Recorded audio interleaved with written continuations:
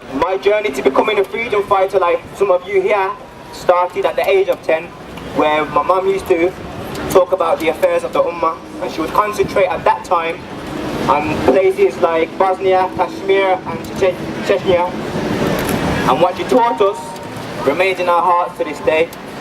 But then life went on, and I started to stray away from Islam and away from the Ummah. But then I reached my peril in 2010, 2011. And 2011 was when my passion came back, hearing about the plight of the Palestinians and what's going on in Gaza. But what also happened was I started to fill myself with hate.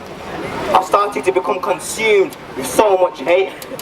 So my passion became my hate, to want to do more, to want to do things. But this is exactly what I'm seeing in a lot of youth today, and a lot of the youngsters joining the course. But it's understandable when you're watching the news behind the propaganda, when you're watching the YouTube videos, you're seeing babies being blown, you're seeing bodies being burnt. It almost demands us to want to hate towards those causing and inflicting this kind of harm. But what happens is we start becoming sad, and if we're not careful, that sad turns to anger, and if we're not careful, that turns to hate.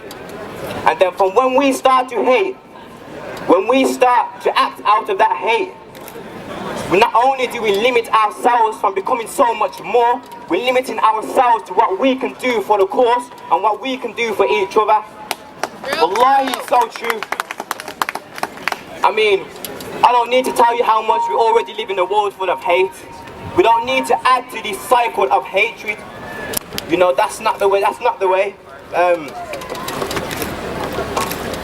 I mean, some of us are so aware of what's going on in the situation in Palestine, thanks to campaigns like this showing awareness. And we're so overly aware that some of you want to go over and want to fight, but some of you are not ready mentally to want to go over and fight.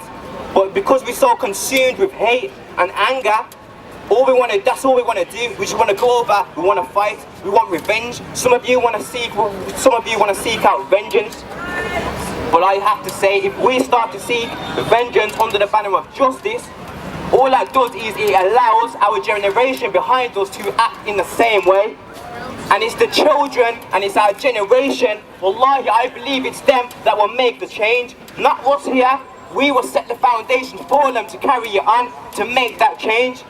But if we start showing them and allowing them, if we start showing them that we're fueled by this hate towards those inflicting this harm, then it allows them to act in the same way, which will limit themselves from doing so much more.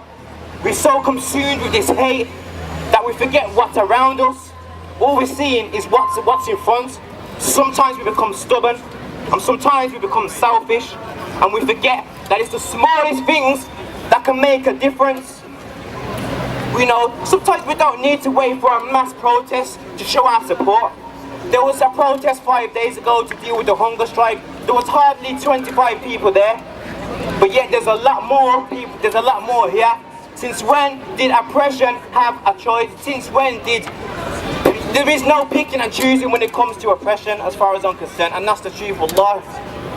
I mean, going back to the generation, I think we need to engage more with our children, and we need to teach them that we can still fight for the cause, but we can fight out of love, not hate. We don't need to want to seek out vengeance or anything like that. We can dislike their actions or what's going on, but we shouldn't we shouldn't hate, because once we start inviting our hatred inside, it will grow and it will grow.